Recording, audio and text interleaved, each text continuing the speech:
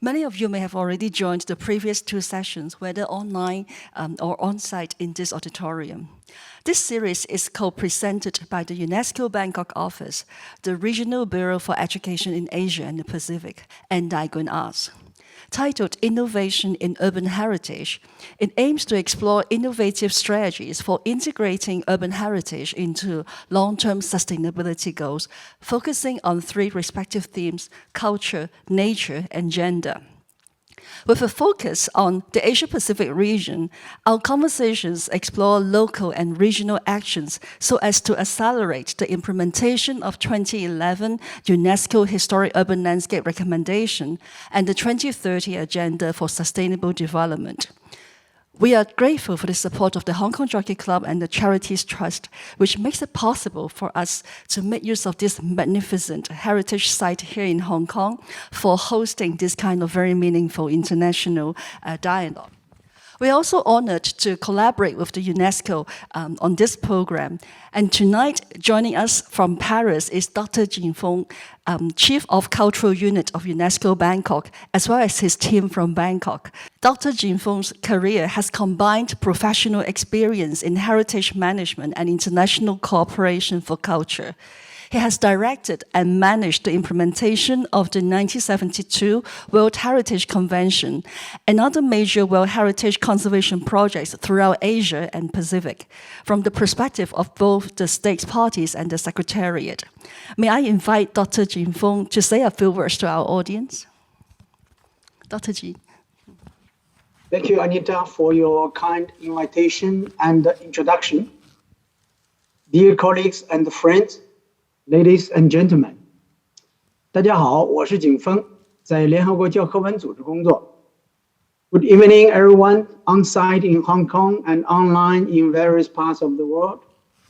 In my new function as Chief of Culture Unit at UNESCO Bangkok, I'm very pleased to be able to speak with you today at this last session of the UNESCO Hong Kong Conversation Series. Let me start by warmly thanking Tan Kwang Center for Heritage and Arts and the team in Hong Kong for organizing this event. My greetings and thanks also go to all the active participants and attendees who have all demonstrated a strong commitment to the conservation and the promotion of urban heritage. This year marks the 50th anniversary for the adoption of the World Heritage Convention, and I'm very proud to have been worked at the UNESCO's World Heritage Center in Paris. The organization sees culture as both a driver and contributes directly, for instance, in bringing economic and social benefit, and also as an enabler that contributes to sustainable development. In this context, UNESCO has developed different programs and activities with a focus on cities. In fact, more than half of the world's population live in urban areas, and by 2050, that figure will have risen to 6.5 billion people, 2/3 of all humanity. Sustainable development cannot be achieved without significantly transforming the way we build and manage our urban spaces. As such, we have given more attention to the heritage work and cultural activities that take place in the urban setting. We hope that this series has provided some food of thought on the following areas at the intersection of heritage and urban sustainability: urban recovery through culture, arts, and creativity, urban resilience through nature and culture, and finally, urban inclusivity with regards to heritage, power, and gender in cities. As you are all aware, cities in the Asia-Pacific region and beyond also face other pressing issues such as climate change, disaster risk reduction, and conflict. Although many cities on their own and through existing network and programs have tried hard to tackle the challenges, the efforts had not been carried out in a systematic way, and the knowledge gained through the process has not been properly analyzed and disseminated widely. All these problems point to the need to support cities to tackle these problems in a strategic manner for the medium and long term, beyond immediate pandemic response or short-term recovery initiatives. With the COVID-19 crisis dragging out, it has therefore becoming more pressing issue for cities to overcome structural weaknesses by catalyzing innovations and seek opportunities for creating new value propositions to achieve long-term sustainability in terms of economic, social, and environmental dimensions. I hope that this event can give you some new ideas. Finally, I would like to thank once again Taikon Center for Heritage and Arts and the team for making possible this meaningful initiative in collaboration with UNESCO Bangkok. We sincerely hope that our collaboration can be expanded further to create even greater impacts in the future. With this, I return the spotlight to our invited speakers and moderators. I look forward to the interesting dialogue ahead and wish you every success. 谢谢大家. Thank you. We are truly honored to have a group of dedicated professionals and field experts from around the world to join our conversations tonight. As Dr. Jin has said, I think we really look forward to make use of this opportunity to gather the insights from experts and also from you, the audience, in order to think about ways to build a more sustainable future. And here tonight, our moderator is Professor Xilin Chen from the Chinese University of Hong Kong. Professor Jen received her doctorate from the Institute of Social and Cultural Anthropology in Oxford University, and then she began teaching at Wesley College in the United States, and then later on in the Chinese University of Hong Kong. Her research is focused on sexuality with reference to sex work, human trafficking, women's activism, and also policy making. Without further ado, please join me in welcoming Professor Jen, and she will also introduce the program for tonight. Thank you. Thank you very much. Thank you. It's great to be here this evening in this conversation about heritage, power, and gender in cities. Critical social scientist Iris Young has suggested that cities challenge the sources of identity associated with autochthony because city life is the being together of strangers. Our social fabric could feel drastically different if we become sensitive to the experiences of those who have been considered others. And we may come to recognize the multiplicities of our heritage in the city. So this evening, we are very honored to have together speakers whose expertise lies in excavating the multiple histories of the city through the experiences of people who have been invisibilized or marginalized. I hope this conversation will enrich our understanding of our heritage and our urban space. So our first speaker is Dr. Roslyn Russell. She's a historian and museum consultant based in Canberra, Australia. She has also been the chair of the UNESCO Australian Memory of the World Committee since 2013. Our second speaker, Ms. Chantel Wong, has many hats. She's a co-founder of 3 different charities in Hong Kong. She is a Ford Global Fellow.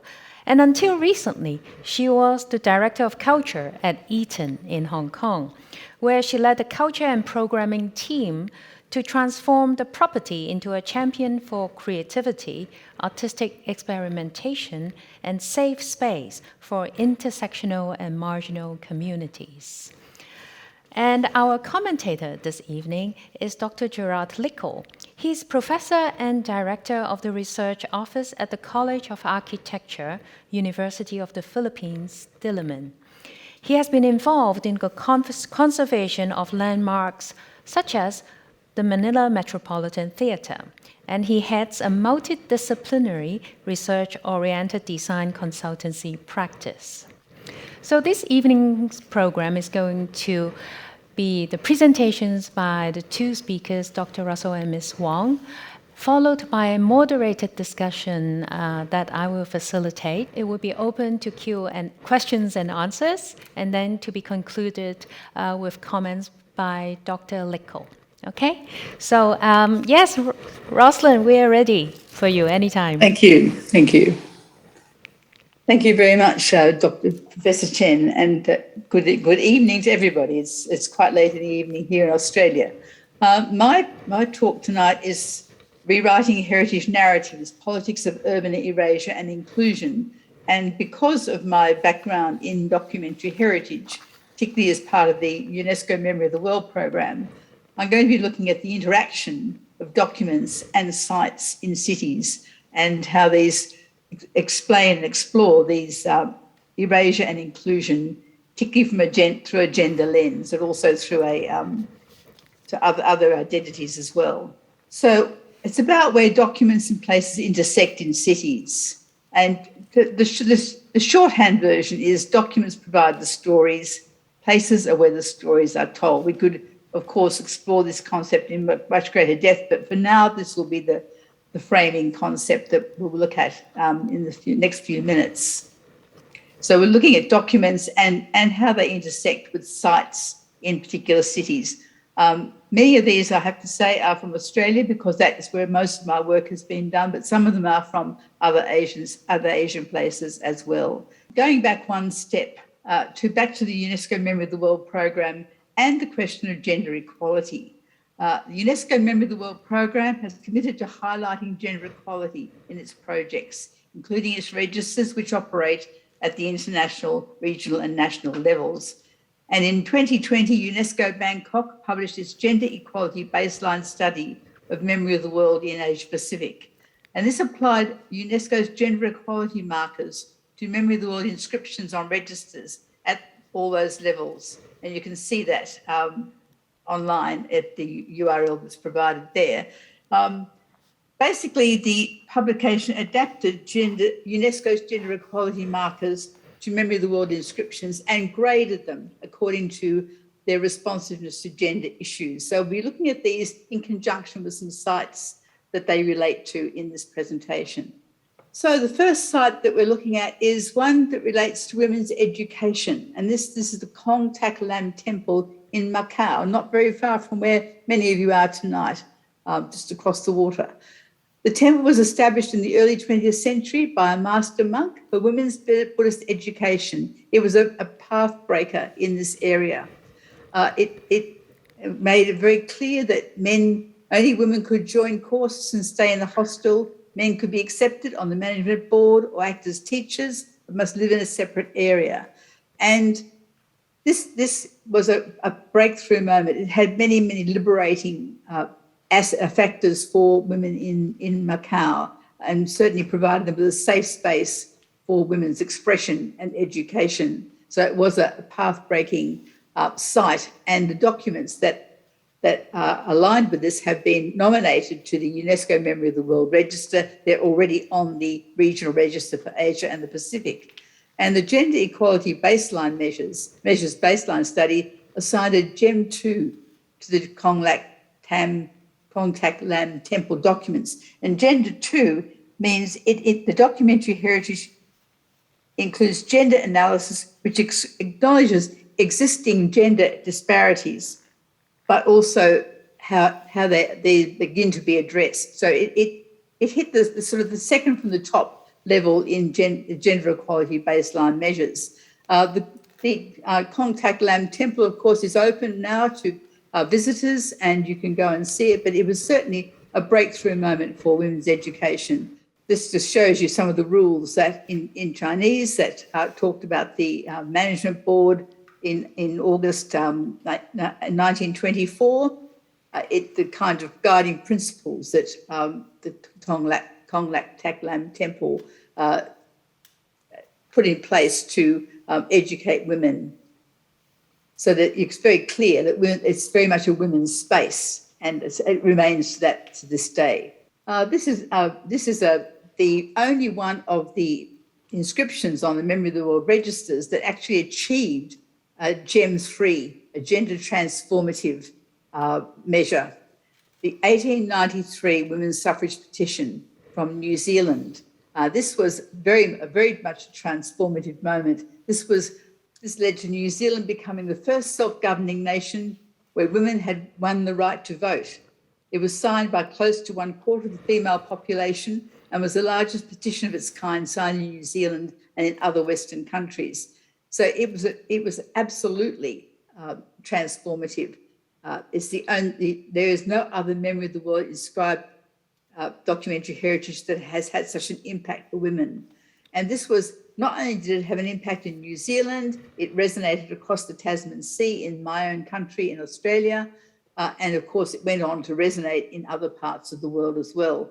So there was very much a trailblazing moment. Gender transformative really is the proper term to use to describe this documentary heritage. And of course, we have a site. We have sites where this is commemorated.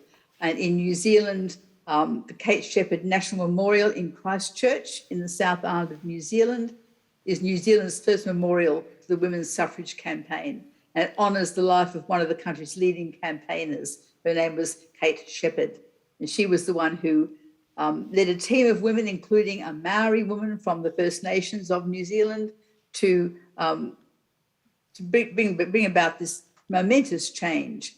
A memorial was unveiled in 1993 on the 100th anniversary of women's suffrage by Dame Catherine Tizard, the Governor-General of New Zealand, and it was the 125th anniversary was celebrated in 2018 by Jacinda Ardern, the 40th Prime Minister of New Zealand, who of course is currently still in office. So it's very much a celebration of empowerment of women in New Zealand, a trailblazing moment, and very much something that New Zealand takes particular pride in. Australia, my own country, was not far behind. In 1891, there was a monster petition to the Victorian Parliament, one of our then colonies of Britain, for women's right to vote. This didn't happen for a while, but in 1894, women in South Australia, another colony of Australia, got the vote after a petition. Western Australia followed in 1899. And both these petitions are inscribed on the UNESCO Australian Memory of the World Register. In 1902, Australian women got the vote in federal. After we federated and became one nation, Australian women were able to vote in federal elections. So Australia became one of the next batch of countries to give women the vote. We were well ahead of our mother country. In our case, it was the United Kingdom, as in New Zealand's case as well. It took a lot longer in England or in the United Kingdom for women to get this right. And there are Australian women who went to London who actually participated in big rallies for female suffrage. And in 1908, the Australian artist Dora Meeson created a huge banner for a big suffragette procession through the streets of London. And it says, "Commonwealth of Australia, trust the women mother as I have done." So there's an allegorical picture of Britannia looking rather disdainful and the newly federated nation of Australia pleading with her to give the women of Britain a chance, the way that the women of Australia and New Zealand had been given a chance. And this, of course, was happening in London, so it's in an urban setting. So you have pictures of various petitions there and Dora Meeson's banner. So this was a momentous occasion, and these are all in documents, but they also have urban references as well. So we also have commemorative places for women's suffrage. As I said, we became eligible to vote in federal elections in 1902 and to stand for Parliament in 1903. And there's a fountain and timeline in Old Parliament House in Canberra, in the centre of our capital city, that celebrates the centenary of women's suffrage in Australia in 2022 this year. And the fountain's in the suffragette colours of green, white and purple. So it's a commemorative space right at the heart of our parliamentary triangle to celebrate the achievements of women. There's a timeline here in the front. It's not quite up to date. It only goes as far as our first female Prime Minister, Julia Gillard, but we need to add a few more lines to the timeline now because there's more women in Parliament now than there ever have been. Back to the same story, it took another 40 years from obtaining the right to stand for Parliament for 2 women to be elected to the Australian House of Representatives and the Senate. And this picture, a very famous picture, so a document, of course, of Dame Enid Lyons and Dame Dorothy Tangney arriving at Parliament House for their first day at work in 1943. So it took that long to get women into Parliament. Interestingly, both the women, each woman was from a different part of the political spectrum. Dame Enid Lyons was Conservative Party and Dame Dorothy Tangney was from Labor. But the two are shown walking in together. And finally, after all these years, there'll be a sculpture of women in our parliamentary precinct. All the other sculptures are of men, kings and old parliamentarians and various other things. But this is the first time there'll be a sculpture of women. And the sculpture commemorates women coming into Parliament. So it's be quite something when it comes in, when it's finally unveiled this year. There's a maquette of it just there. So creating urban perspectives. This is a view, a rendering in watercolour and ink by a woman called Marion Mahoney Griffin. And Marion Mahoney Griffin was a Chicago architect. She worked with Frank Lloyd Wright, the celebrated architect. She was also married to a man called Walter Burley Griffin. And he was one of the 137 architects from around the world who submitted a plan for the new federal capital of Australia, which of course came to be called Canberra. She did all the drawings, the wonderful, beautiful drawings, very much Japanese influenced watercolours, fabulous blockings of gold. They're brilliant renderings for the plan of Canberra. But most of the time, all the credit went to her husband, Walter Burley Griffin. So the plans are called Walter Burley Griffin's Plan of Canberra. We have a lake that was set up in 1960s that he had planned for Canberra called Lake Burley Griffin. So she until fairly recently, did not get much credit apart from, she did the drawings, she did the renderings, he did the plan. So that there was very much a bifurcation of credit in terms of who did what with the plan of Canberra. We inscribed her drawings, the plan of Canberra, on the Australian Member of the World Register in 2003, and gradually her role has become more and more to the fore. So a century after the competition, her role in the winning entry was acknowledged. There's a view looking from one of the hills around Canberra that looks down across the city, and it goes across the Griffin planned Canberra on an axial plan. So the water axis is a lake, and the land axis is what you see bisecting it going towards the mountains. And the view from Mount Ainslie, if you remember the previous slide, the view you can see there in the background so closely resembles what she drew in Chicago in 1912, having never seen the site. And it's remarkable. So the decision was made to call this Marion's view, the Marion Mahoney Griffin view. And that was dedicated in 2013 in the centenary year of Canberra. In 2021, a portrait sculpture of Marion was installed there to celebrate her 150th birthday. And this year, there was an exhibition in our National Archives called Marion, the Other Griffin, that really gave her the credit that she deserves for this urban plan.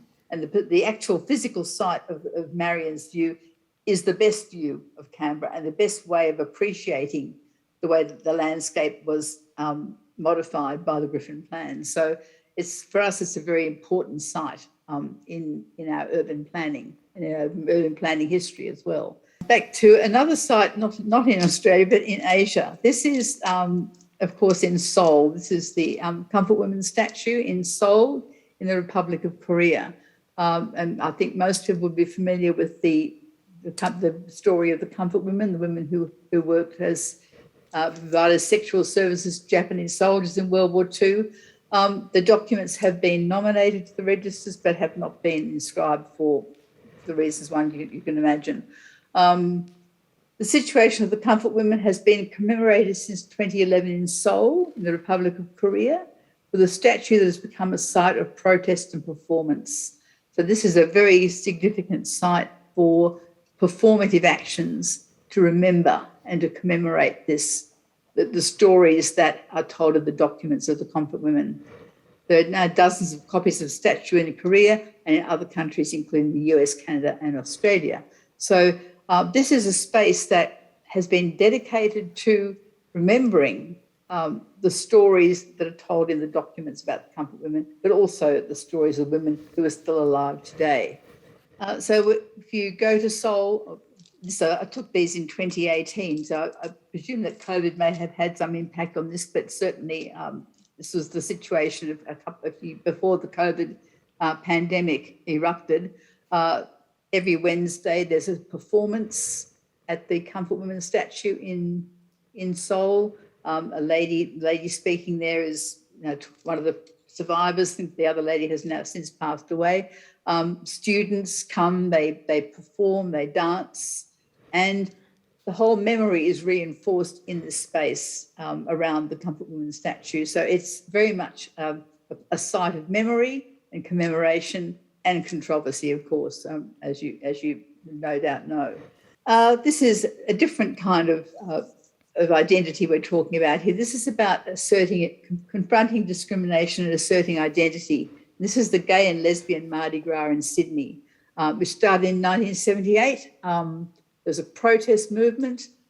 It was met by violence from the police, but it brought national attention to the discrimination against gay and lesbian people and helped to establish the parade as an annual event.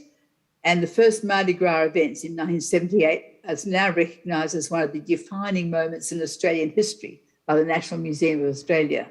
So it's a very important moment in our history in terms of gay and lesbian history. The picture you'll see on the right hand of the screen is a costume held in the National Museum by a man called Ron Muncaster. His partner, Jack Stratemans, wore these costumes in the gay and lesbian Mardi Gras parade. This one is called Lucille Balls. So we have, of course, to go with the stories to generate the stories of gay and lesbian LGBTIQA plus experiences in archives. We have an Australian Gay and Lesbian Archives collection, which goes back to the mid-1950s. So it goes back to the period where sexuality was banned, and also the Lesbian and Gay Archives of New Zealand in the Alexander Turnbull Library. So these are the archives that tell the story of discrimination and of overcoming discrimination in both Australia and New Zealand, and inform the stories of the gay and lesbian Mardi Gras parades. And finally, there's now a new strategy announced this year to protect LGBTIQA heritage in Oxford Street, the place where the gay and lesbian Mardi Gras started, where it goes every year. And it's going to recognise the spaces, sustain the character, increase the number of spaces, make a safe community, establish a pride museum, add more rainbow crossings and street murals. You can see a rainbow crossing there, promote more inclusive businesses, and fund new public artworks. So this is a big celebration. The Pride celebration next year in Sydney is going to be enormous, apparently, I have been told. And the City of Sydney Council will use historical photographs for heritage recognition, hoardings, and public art. So again, back to the documentary heritage to inform the stories they're telling in these spaces. So that's just a sampling of case studies where documents and place align in cities, and I hope that it has been instructive and useful, and I welcome any questions. Thank you. Thank you very much, Roslyn. That was wonderful. And there's a huge diversity of materials you have brought in, not just documents, but also memorials and statutes, and also urban planning strategies.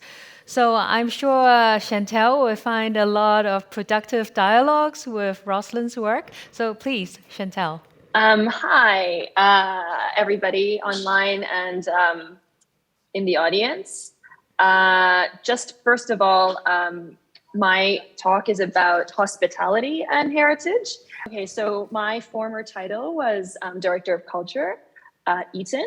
And just for a very quick introduction of what Eaton was, it's a new hospitality brand that was really trying to anchor cultural experimentation, dialogue, values around progress, supporting marginalized community. And I mean, we use the term loosely, but activism and seeing what the relationship is between a space, a corporate space, and this kind of work. I think it's really important to think about the term hospitality because I think conventionally hospitality is the place where you land when you're visiting a space. But how can that place be a home that keeps you questioning and understanding more about the space? We use the word authenticity. I know that authenticity is an abstract word, but I think it's like, how can you have a relatively authentic engagement with like-minded people when you arrive on the ground? And what does that mean? So that's kind of just the context. This was the first post on the Instagram of Eaton. It says a new community. So already the word is new. The word is new. And so you can see that there's already thinking about what is the relationship between this space and building what is possible in the future. So this is what it looks like from the outside. This is just one side of 4. The rest of the building is very high. You can imagine a Hong Kong skyscraper. It is located in most people here are in Hong Kong. So in Kowloon, in a neighborhood near Jinzazui, Yaomade. It's not on the island of Hong Kong, but actually on Kowloon. I think that is very significant in terms of who stays. The other thing that's important, I think, to highlight is that while usually hotels are for visitors to a city, and that was part of obviously a really important part of the community we're trying to build, the other community that we're trying to create a safe space for, or create a space for them to return, is the Hong Kong community. So this had a double intention when we were designing the space, both architecturally, how to use the space, programming the space, and designing even outside. And so this is one of 5 billboards. And this was just the most relevant to this talk. Obviously, it's about love. What if you were free to love anyone you choose? It alludes to LGBTQ, but also it's not only that. You have a mother and daughter. You do have a couple. You have a lesbian couple and a gay couple. You have a couple who are refugees, actually, who are heterosexual. So it's really about the right to choice and to feeling welcome in a space. And I know that a lot of people who walked by with their parents who are gay, who've never spoken to their parents about it, actually felt such a sense of home as soon as they saw this, almost being like a flag to tell them that they are represented. On the other side, you have a banner about the environment. You have one about equality and gender labor rights, and one about imagination. So I was asked to speak about, I guess, Eaton and hospitality and cultural heritage. And one of the most important aspects of that is the physical space. So I'm going to start with the bathroom signs. And this is not new, I think, in many parts of the world. Obviously, gender neutral signs can be found in most places. However, I'm pretty sure that in Hong Kong, we were the first major building to have gender neutral signs. And it's not only ideological, but it's because it's actually very difficult to design around. Like, there are laws and policies where you need to have a certain amount of urinals, you need to have a certain amount of toilet seats, we had to navigate with architects and like designers and how to actually create a space where this is possible. And not only that, we encountered a lot of resistance, both from the team, but also from a lot of the clients. So you just imagine we were a very old school hotel. Eaton did not just open like 5 years ago. It was redesigned and reopened in a modern form, but we never shut down. So we had to transition from changing from a hotel that was built in the 90s into one that has progressive values. So we had people renting the ballroom for weddings, just expecting this to be like a mid-range hotel, business hotel. And we would actually have these clients covering the toilet signs with Post-its, with paper, and like with their, just like out of panic because their guests will have to encounter this. And what if they walk into the wrong toilet? So all of this, and this is a business, so it puts at risk actually the amount, business. It puts at risk our business. But we had to lead with the ideology and the belief that with proper training, with the proper creation and sensitive creation of an environment, the message and the value system that we're putting as a proposition will eventually win people over, right? It is a process also of learning and adapting. And this was the first and one big anchoring step. So this was a process, especially spatially. I'm not showing many areas of the space, but this is one big example of all of the toilets, every single floor, every restaurant, every ballroom, all the offices, and so on, as part of this process of normalizing, I want to say normalizing difference, but also normalizing similarity, but I know that at first it seems different, but eventually you stop noticing it. And that's actually what happened. People don't really question it anymore. So part of it is the responsibility of preparing our staff and making sure that they're comfortable. So we had workshops with an organization called Pride Lab in Hong Kong. They actually, they promote diversity, LGBT inclusion, and they actually host corporate workshops about, gender sensitivity, languaging, to role playing and such for our entire team of like 250 people. And you imagine that some of these people have literally worked in this hotel in the engineering team or the front office service team since the founding of the hotel. So that's 30 years. And suddenly we add this and they have to talk about gender issues. We have to responsibly train them so that they're comfortable. And they also, they don't have to share in the belief, but at least understand where it is that we're coming from. So this is Holok Chen, who has played many roles from LGBTQ. I'm trying not to activist, or like basically he's been doing a lot of work around that field. He used to own a secondhand bookshop around philosophy and visual culture, and he talks about urban planning and urban space. The reason he's here is because he was our first activist in residence when we were set up. Then he turned into our impact strategist. So we actually had a team member called an impact strategist. We actually had a team member called an impact strategist that we paid him to create programming for us around community. And he eventually just became himself so comfortable in the space, he started dressing like the person on the right.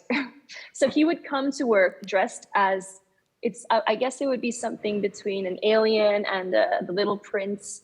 and a sage from another planet. I know it was inspired by different characters, but he put on this performance so that he would guide other people into transcending reality. He would guide our team into transcending reality. So he would participate in meetings like this.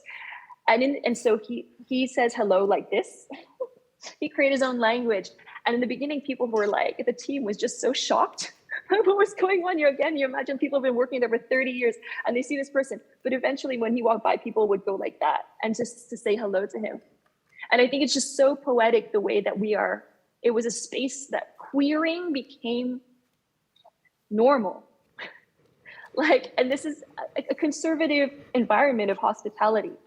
Ceiling, you may remember, because I know that you worked a lot in this space. I don't know, you may remember seeing Hollock dressed like that, walking around the hallways. This is more evidence. So I don't know, some of you may know that there's a women's festival that happens every year. We're into our 5th year.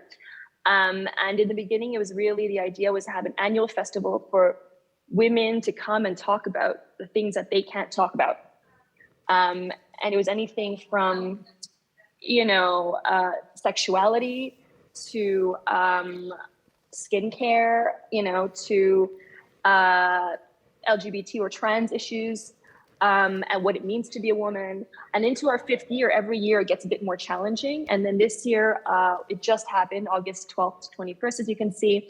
And it was called a womb dialogue. And the entire program was just about issues relating to the womb and the uterus, or what it means to not have one, or different forms of mothering of being a mother, from adopting to a communal mother, to actually giving birth, or being honest about how dirty it is, or how messy it is to have children, and the entire lifeline from birth to death, of the evolution of the womb and the experiences of it, menopause and aging. So it just threaded through this womb and the fact that we are all coming from a womb. Okay, I hear that I have 5 minutes left, please. Yeah, it should be fine. So this has also, I think, as a program, so Eton, I've showed you one thing, which was the physical space that we really consider, and how do you create safe physical space.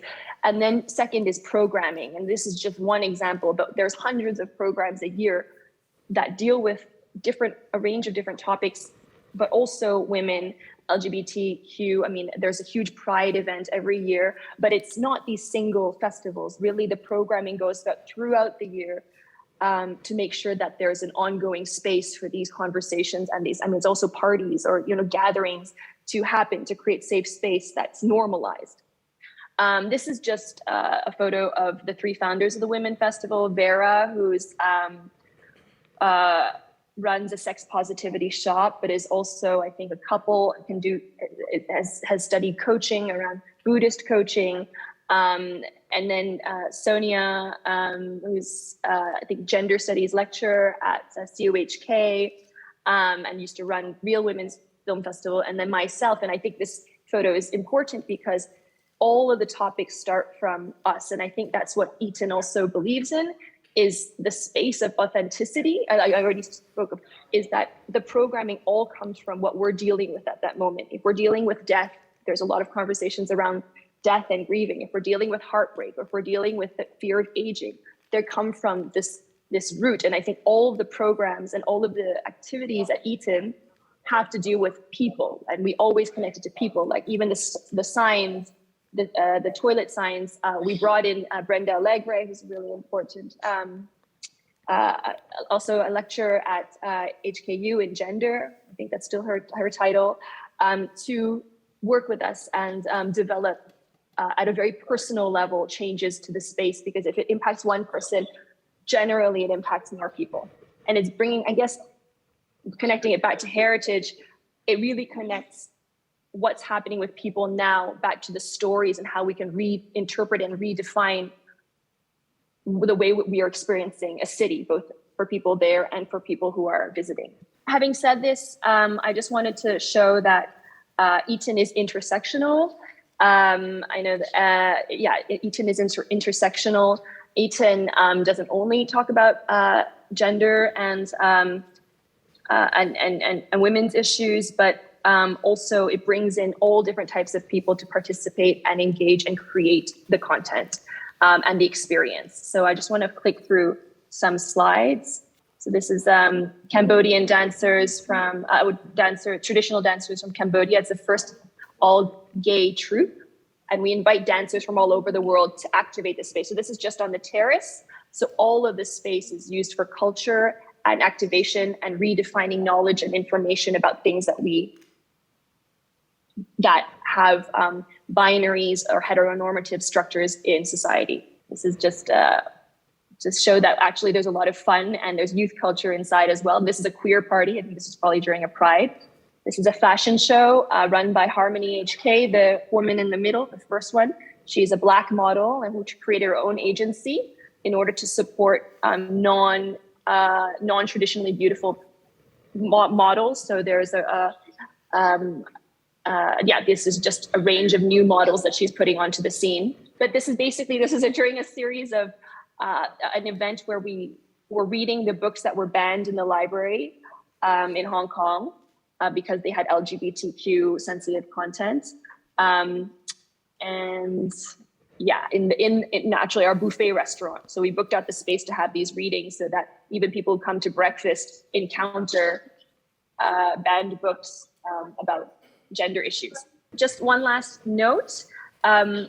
Since we're in Tai Kwun, there will be an exhibition. I'm just plugging here. There is an exhibition that I'm co-curating that is specifically about LGBTQ experiences from Asian and Asian diasporic artists opening in December. And I think that's just a really nice place to both also end saying that it is a reinterpretation, and art and culture is just, as we all know, is an amazing place to reconsider articles of heritage and what it means to redefine and recreate new forms of knowledge through heritage.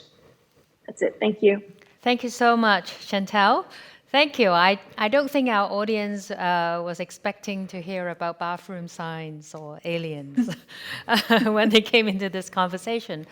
So now we'll have a discussion, and Dr. Lico, please feel free to join, because I think both Roslyn and Chantal have told us a lot about how their work expanded our understanding of heritage and the city, especially by excavating the kind of experiences and expertise and achievements of women, LGBTQ populations. And I think Chantal's work in particular brought in the perspective of intersectionality. So it's not just about gender, it's not just about sexuality. There are people who will come from different ethnic background, who have different immigration status, or have other forms, who fall into different matrices of difference. They are part of the city. How do we make their stories heard? So a lot of your work is about that. But what I want to ask you, Roslyn, Chantal, and Gerard, is what kind of practices do you wish to see inspired from these new ways of understanding heritage that you have introduced? What do you want to see the impact to be? Anyone? Well, one of the practices that started recently in Canberra, which is wonderful, is two gay women actually, who are running a program called She Shapes History, and they go around the sites and they explore experiences in those sites from all those different perspectives. It's only a new program in the last couple of years, but it's visiting those sites and putting a whole different lens on them. Even ones that commemorate women are interpreted differently through the lenses that they use. So I guess that kind of active visitation and education of people in looking at their places differently is something that I think is very much what our work is about, in providing the information that allows them to do this reinterpretation of different places. That's just one sort of current example of this kind of innovative program that we're having here at the moment. Thank you. So meaning that those memorials actually encourage other new initiatives to explore the city, absolutely. to experience the city, and to reinterpret it. So it's a constant dialogue in the making, so to speak. Yes. Okay. It's and then they deliberately do explore the documentary context to find the new stories and find the new interpretations, which is really, fantastic. I mean, I think similarly to Roslyn, it's of course in the corporate world, it's seen differently. Of course, the competition is good. If there are other models that are replicating it, that's great. It obviously pushes us to, do things differently. But obviously, if there's copies, then that's a good thing. Second is, I think the more people get accustomed to it, there's both good and bad of normalizing, because I think it's also dangerous to pretend like there isn't discrimination outside. But I think if people get accustomed, in a utopic vision, it is if people start to forget that these sort of identity differences in this world, because they get so accustomed to it, even if it's not real in the real world. I find that very poetic. On one hand, you want to normalize the differences. On the other hand, you also don't want people to sort of be complacent in this kind of projects. That understanding that there are always other differences in the city, other voices that we have yet to discover. Okay, thank you, Chantal. Gerard, would you like to? For me, I believe that our city should be visibly inclusive. So we have to recuperate the spaces that has been forgotten for a long time. Because how can we advocate for equality if we do not have spaces, which we can experience tangibly, the struggles, that went through, those spaces, especially the LGBT experience, which is a history of oppression. So for me, especially in the Philippines, there's a need to recover, create a list. We don't have a list of spaces or sites that we can associate with LGBTQ, because these are spaces that are associated with shame, which I will show later in my discussion. So some places, although we have stories about their struggles, in the urban memory, there's a systematic erasure of these memories. So as a scholar, as a heritage advocate, it is important to make these stories visible through the sites. I design or I conserve. Thank you, Gerard. Yes, Chantal. Sorry. Can I just say one thing, the third point that I'd forgotten? It is to show that it's possible. I think that like the toilet signs, maybe people thought of it, or it's been done in small shops, but not in a big scale. That if we are able to set a precedent, we can call it that, and to show people, I think that this model, the Eton as a model, was amazing because it was successful. That doing good and creating change was good for business, and same with these toilet signs. Eventually, people stop resisting it, and people start embracing it and feel pride around it. And I think that if we can present that as a model, as a business model, other people feel more comfortable taking those positive steps. Thank you. So in a way, you're talking about exploring those voices, not just as a form of heritage, but as a kind of corporate capital or resources for the corporate world to further expand. And this has to be a continuous dialogue with people like Roslyn and Gerard, who are excavating those voices and history that have been erased. Okay, thank you. So my next question is about the kind of resistance that you mentioned, Chantal, because when you talked about the toilet signs, you said there was a lot of resistance from the hospitality trade. I think each of your work are about unsettling established understandings of heritage. right? And that is always challenging. So what kind of obstacles have you encountered in excavating heritage through this specific gender or sexuality or queer lens that you have adopted? So about obstacles.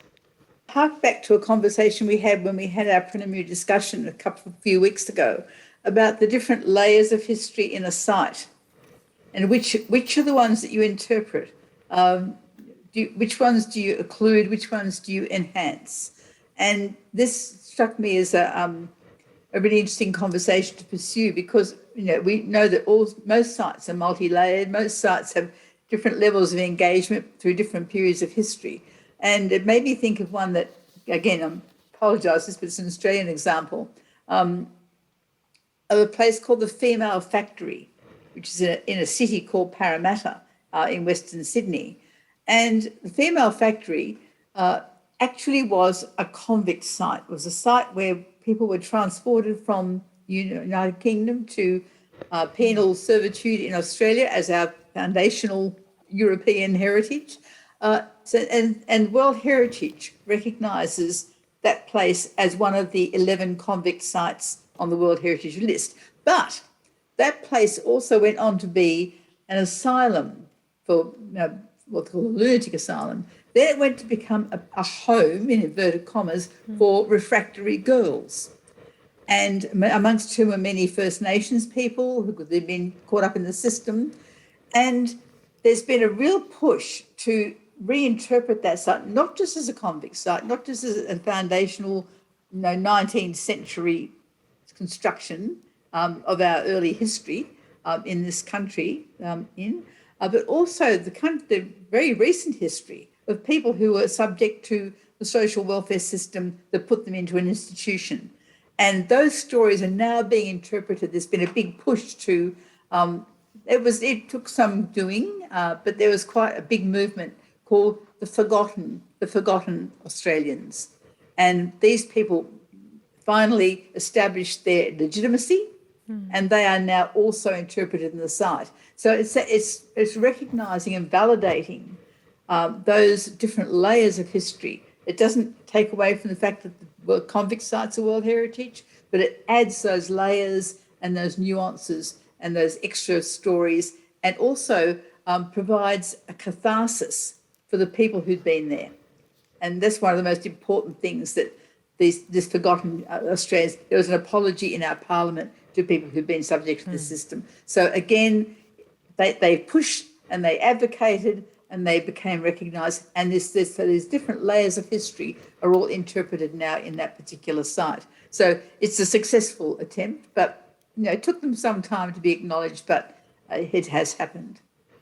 Thank you. And that was a very important point about this kind of excavation that contributes to restorative justice initiatives, especially with the Aboriginals. Yes.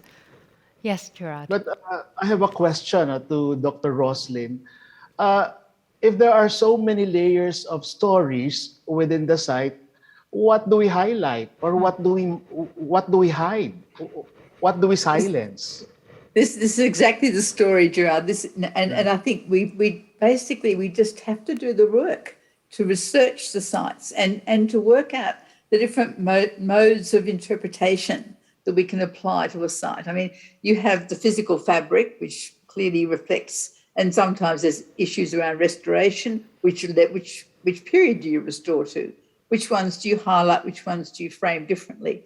But we have now, fortunately, at our disposal some alternative means of interpretation. So you might have the old 19th century building, but you can project images on the walls. You can have virtual reality. You can have, I went to a convict site also in Parramatta a few months ago, and they had an artwork that represented the dispossession of the original inhabitants of the country within the heritage space.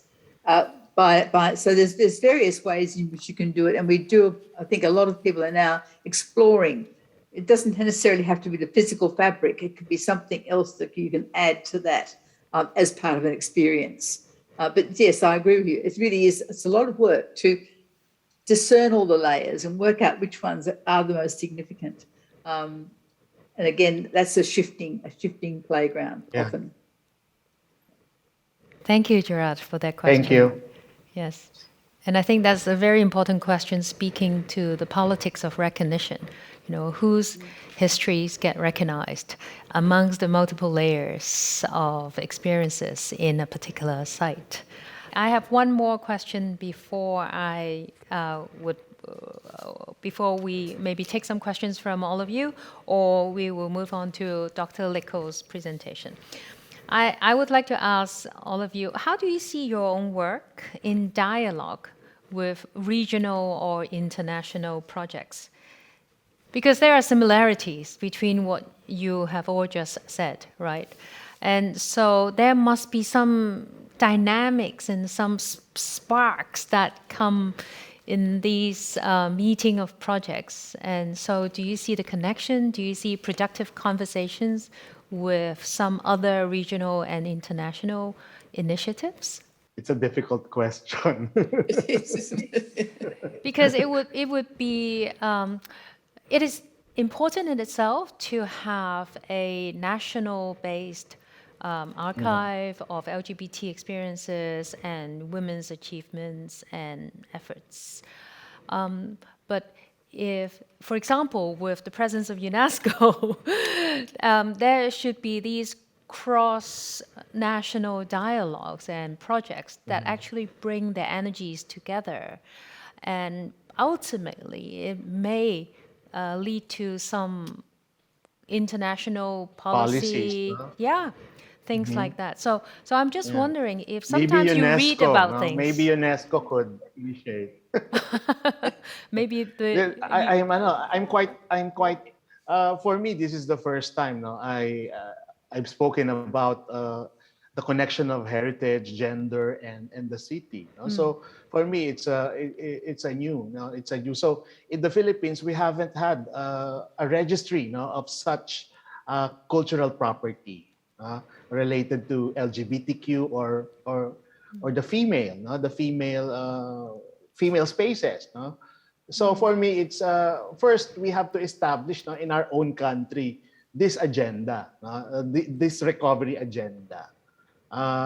That's why I'm encouraging some of my students to do this, no, to do this excavation, no, of this LGBTQ experiences, no, in the spaces, no, that we encounter in our everyday. Even myself, no, although I was able to restore, no, two buildings, I never realized that they were used, no, for comfort women. So which I will comfort women. Yes, the Metropolitan Theater and the Rizal Coliseum. So because of this, because of this forum, I was able to realize, I was able to research that even the heritage sites I rehabilitated were part, no, of oppression. Systematic oppression, not only of women, but also of the so-called comfort gays. No? Because we have here, no, in my story later. Okay, thank you very much. So maybe we can use this opportunity for you to segue into your presentation, Gerard? Yeah. Thank you so much. Good evening, everyone. Placemaking and heritage signification is an ideological practice. Therefore, it's inevitably political. Power defines and officiates the meaning and use of space and objects. Gender implicates identity. Identity and placemaking are inextricably linked, no, and nurtures a sense of cultural belonging. In a male-dominated society where history and historiography have been foregrounded by a framework of masculine power, women are marginalized and non-heteronormative gender suffers exclusion and at worst, criminalized. Sites of feminism and queer-identified places are spaces of urban contestation and resistance as they assume rallying points for identity, both personal and communal. Preservation and landmarking of these sites are acts of inclusivity and recognition, making visible the repressed and forgotten parts of the city, creating pivotal spaces of urban celebration of a community once actively vilified and erased. If we are to analyze the built environment through the lens of gender relation, it reveals a social system that has historically contained, controlled, excluded, or even erased women and LGBTQ sector. Even today, women and non-heteronormative genders continue to encounter obstacles and erasures created by a long history of prejudice that privilege the heterosexual male perspective. There are also other gender-based preconceptions associating men with economic productivity, wage earning, and the pursuit of the external world of the city. And on the other hand, women are associated with consumerism, non-wage earning domestic labor, and the interior space of the home. These assumptions are now being challenged, reshaping the way we think about gender, heritage, and urban order as we map out geographies of asymmetric power relation. This is how different social groups access or are marginalized and threatened in public spaces and in the process of urban meaning making. There have been encouraging developments in Taiwan, Japan, even Hong Kong, and more recently in Singapore, as the Prime Minister in August announced the repeal of the law that bans gay sex, effectively legalizing homosexuality in the city-state. LGBTQ activists in Singapore have hailed the move as a win for humanity. To date, there are 3 countries in Southeast Asia that still criminalize homosexuality. Most of these laws are remnants of a British colonial past. Malaysia and Myanmar all have an iteration of Article 377 of the Indian Penal Code, outlawing unnatural offenses and criminalizing sexual activities against the order of nature. While the law is rarely enforced, the presence of punitive laws justifies violence and discrimination against LGBTQ people, which in a way increases social stigma. In Brunei, legislation enacted in 2019 allows the death penalty to be imposed for sex between men. However, this law, because of global protests, was not enforced. While homosexuality is not criminalized in Thailand, Laos, Cambodia, Vietnam, and the Philippines and Indonesia, discrimination against LGBTQ people, as well as domestic and public violence, remains high. Spaces are invested with meanings by its users, as well as its creators. And even when its creators have the power to define its official and dominant meaning, the users are capable of developing resistive strategies and tactics that allow them to use the space in alternative or even oppositional means that runs counter to the design of its creator and makers. Nothing illustrates this principle tangibly than the strategies developed by generations of gay men and lesbians to craft a space of identity known as queer space. This is done by appropriating spaces of the dominant culture to serve queer purposes. Struggles over the control of space have been at the very core of the LGBTQ culture and politics, where series of urban policies and measures are enacted to exclude homosexuality from the public spheres, as authorities fear the threat of its disruptive tendencies in terms of public order, reproduction of normative gender, and disruption of the sexual status quo. An example of this is the use of the Quezon Memorial Circle, originally a monument to a former president of the Philippines, as the site of the Pride March, first in 1994 and again in 2002. Spaces of the city should be visibly inclusive. Representation of queer heritage through statues, memorials, plaques, streets, building names would emphasize that this community, though marginalized, have always existed in the urban fabric. The importance of being seen and included in the official history of the nation cannot be overstated.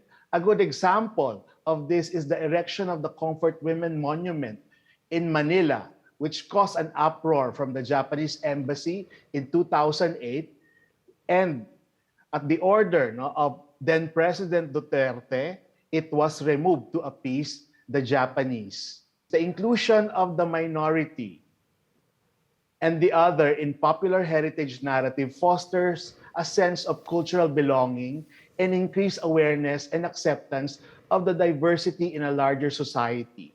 It is impossible to understand what heterosexuality means both historically and individually when people are kept ignorant of the presence and existence, the actuality of those who have centered their emotional, social, commercial, and erotic lives on those of the same sex, including bisexuals. This ignorance, anxiety, and the silence is disempowering for all who seek to better represent the past and all who want to imagine a better future. Today, efforts are being made to recover the long history of queer communities.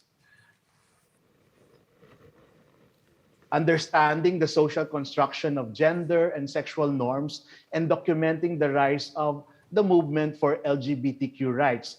These efforts necessitate the identification of places associated with the LGBTQ experience to preserve and interpret the tangible remains of LGBTQ heritage and make that history publicly visible at historic sites, buildings, exhibition, and on city street, steering the preservation movement away from an elitist heteronormative origin.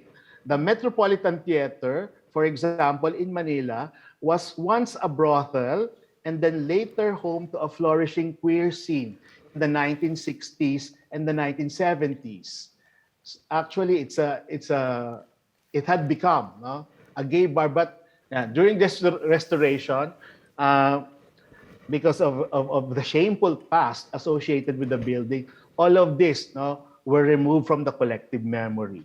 The increased presence in the collective imagination and public acceptance of difference in sexual orientation and gender expression recuperates the so-called lavender landmarks from the margins with an inclusive and enlightened interpretative program.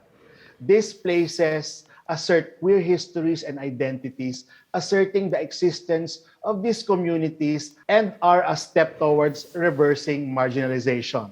The Rizal Memorial Coliseum in Manila was also a place where comfort women and gays were held and abused against their will during the Second World War. One of the well-known captives of the Rizal Memorial was Markova, who was a queer performer in the 1940s. That's Markova. There's a film about her, Comfort Gay. The power of the place and memory in the formation and validation of identity makes it essential to be all-inclusive, democratic, integrating the female and LGBT histories into the mainstream urban experience, making visible some of the forgotten and marginal parts in the urban anatomy. This signals a public ethos of equality and promote a civic dialogue. When public funds are invested in saving the past, preservation becomes a public act. Thus, it must serve to commemorate everyone's past, including the LGBTQ, whose past are founded in a long history of oppression and sufferance. For me, this is a progressive vision for a heritage preservation. Let me end with a quote from Adrienne Rich, which talks about invisibility. So thank you and good evening. Thank you so much, Gerard. is really powerful to end on this quote from Adrienne Rich about invisibility. And I think you have done an amazing job illuminating some of the erased history of the city through, for example, the Metropolitan Theatre. So the questions have come in. And let me start by asking the question that Montira from UNESCO Bangkok asked. She asked, coming back to the impetus for this series of historic urban landscape recommendation, which advocates a holistic view beyond monuments, right? Because when we talk about heritage, we have often focused on monuments. Now we're trying to embrace other layers of the city, including environment and society. So what do our speakers think about navigating gendered constructions of ordinary urban spaces? I guess this comes back to the kinds of development of urban spaces, such as the Oxford Street precinct in Sydney, where there's positive initiatives. I mean, it's already been marked out as a heritage space for all the reasons we've been talking about, but there's actually proactive endeavours now going ahead to even further inscribe that identity on that place. I think also getting back to the whole idea of heritage being seen holistically, this is something that, because of the kinds of structures in UNESCO, particularly where we have intangible cultural heritage and world heritage in culture and documentary heritage in communication information, there's been a bit of a division between these things. And I think if we bring those together and use each to inform the other, it will certainly help to achieve that effect. I think we are moving closer and closer towards having that kind of convergence, but it could go further. I think we could actually take advantage of the different kinds of heritages and the kinds of expertise that are involved in each one to try and meld them together and inform these spaces in more creative ways. I think spaces of every day should be included to really emphasize the story of the struggle of the LGBTQ. It's not important whether it is monumental or small, but it should. If it's, especially queer spaces are spaces that are subversive, in a way. So I think they should be preserved, despite of not being monumental or not in the radar of our national cultural agency. Maybe the people or the LGBTQ movement should initiate its preservation, including those intangible dimension of that space. Eton is an example, both in claiming that space. I think the act of putting that billboard as one example on the street, it's not necessarily alluding to a particular history, but I think it is an act of claiming and making visible that space. At the same time, I think continuous dialogue and forming that dialogue and through exhibitions or programming, like these kinds of conversations. For instance, right now we're sitting, or the site we're sitting on is a former prison site, right? And this is where homosexuals were criminalized until 1991. I don't know if it was active until 1991. And so the exhibition that's upcoming that I'm working on does allude to that, that the very sites that we're sitting in have more than an active, they enact that criminalization, shame, and system of power and oppression.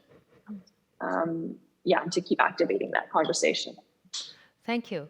So bringing in the history is important, but there's a question specifically for you, Chantal, is when we have people who feel that, gender-neutral toilet signs would allow people to embrace their own identity, but how do we balance between these people's interests and others who feel uncomfortable because of the presence of these, or get offended by the gender-neutral idea?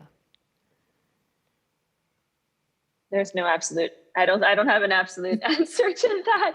I mean, I think the signs that we have did have, I think, the more conventional sign, and then next to it, there's the kind of, we tried to, I mean, because we did consult with Dr. Brenda Allegre to find the signs that would be most comfortable, most legible, without, because there are some signs that are actually just like, the arrow or blue and red color. And this one we just thought was the most literal.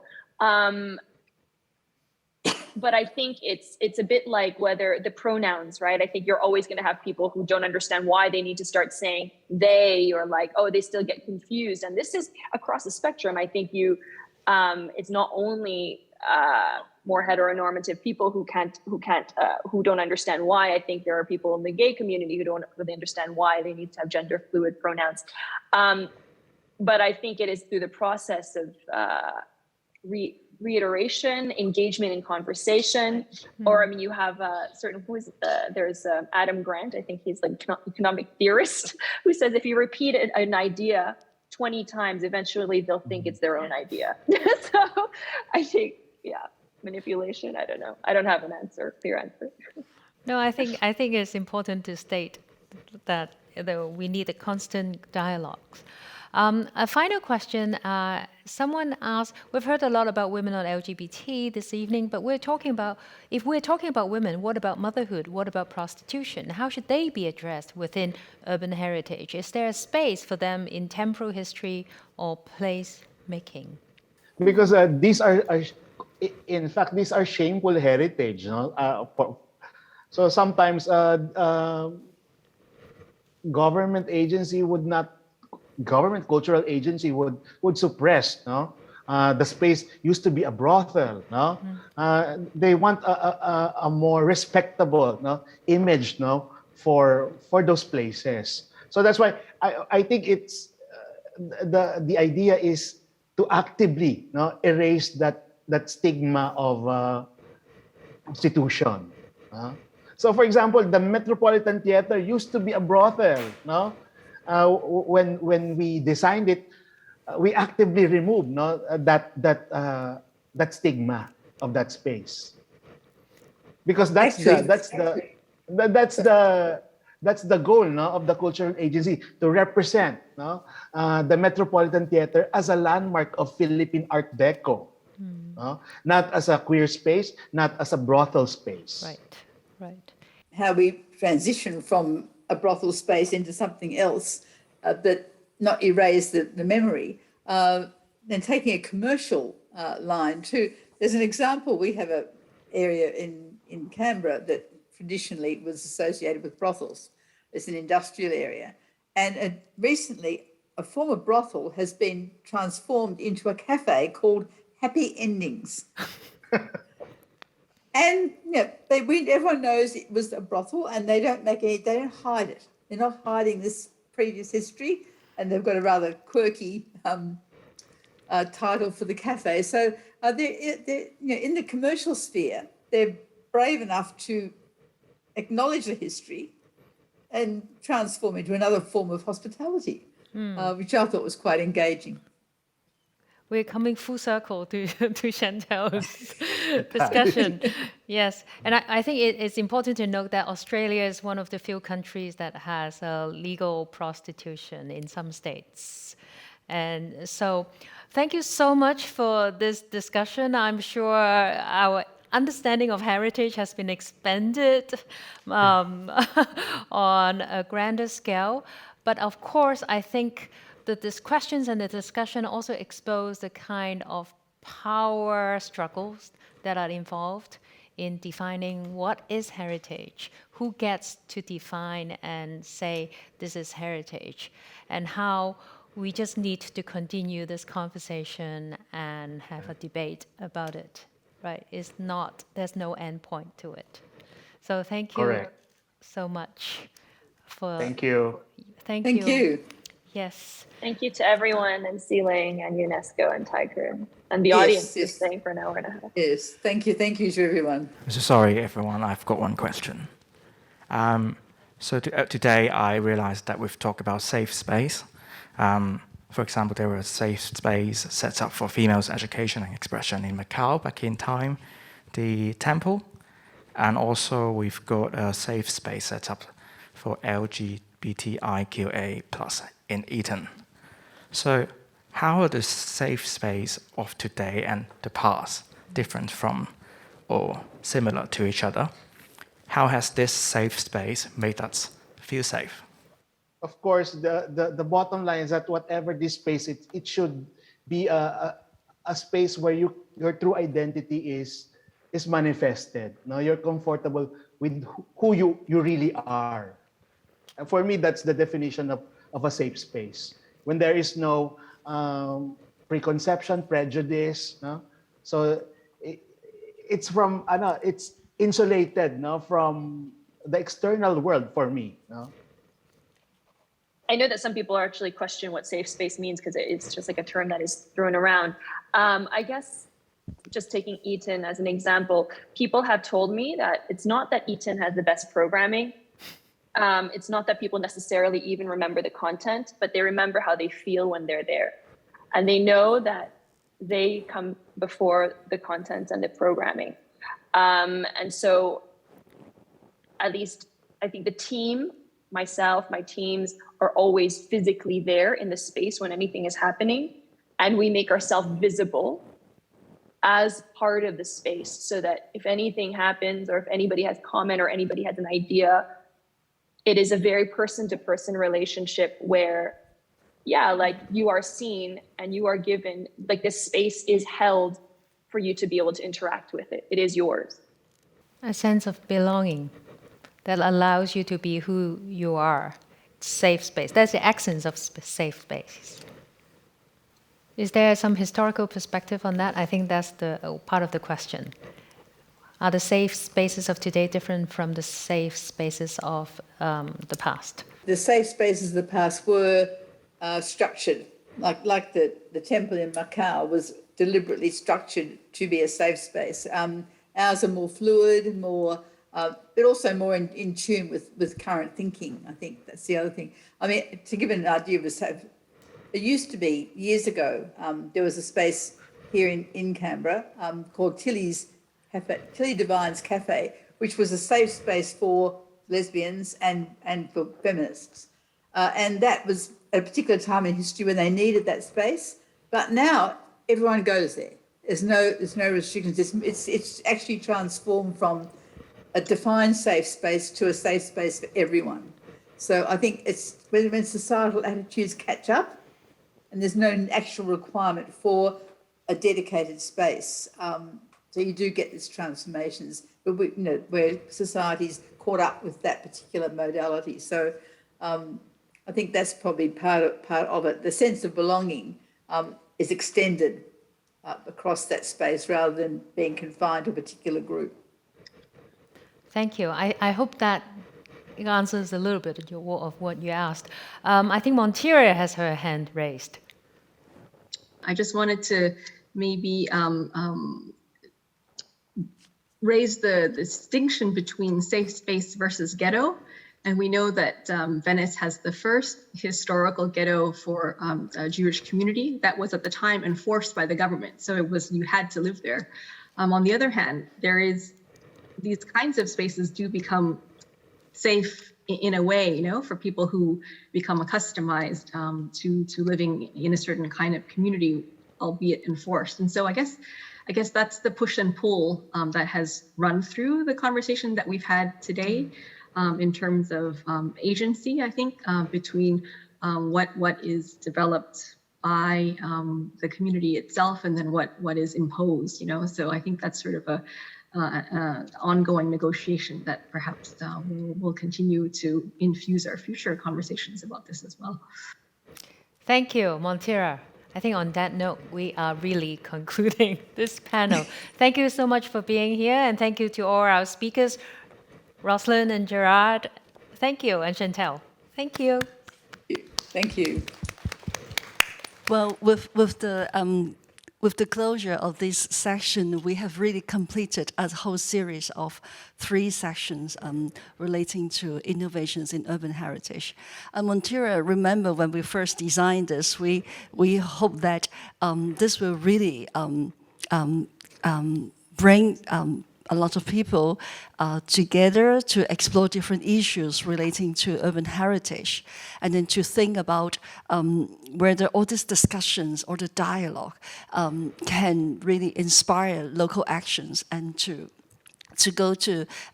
help us to rethink about some of the broader global policies of UNESCO, and then to really think about the implementation in different places. And Montira, what do you think about what we have experienced in these sections, and then how we would like to think about the next steps? Because it is so important that the ending of this session, of this series of 3 sessions, is also the beginning for us to think about what are the next steps, and what can we think further in order to implement some of these ideas that we talk about. So Montira, would you like to say a few words to our audience for this closure of the series? So maybe just to thank the audience, particularly we see a few names who have been with us all through the 3 talks. You recall that the first talk was about urban recovery, the second talk was about urban resilience, and today, of course, needs no introduction. And so these are 3 of the themes that we've highlighted from UNESCO's global work having to do with cities and heritage. And we hope to keep going forward with this conversation, not only in the form of public talks, but also to work together with our speakers and moderators to craft some recommendations and possibly some actions moving forward as well. So we look forward to any comments that the audience may have, or queries or challenges that you think could be priorities, and we'll take these into consideration. Thank you so much for your participation in Diagon Conversations. And again, this is really a dialogue for us to invite the professionals and also the experts to share their knowledge and their insight, and to help us to think about broader issues about heritage. Thank you all for coming. Thank you.